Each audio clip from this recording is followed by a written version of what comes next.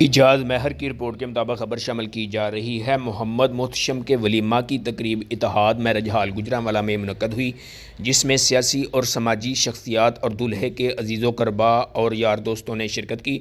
मेहमानों की तवाज़े बहुत अच्छे अच्छे खानों के साथ की गई।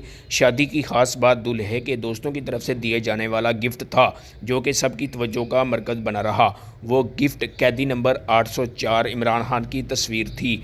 अवाम अब कैदी नंबर 804 से इस कदर मोहब्बत करते हैं कि बात अब इक़्तिदार की राहदारियों से निकलकर मैरिज हॉलों तक पहुंच चुकी है।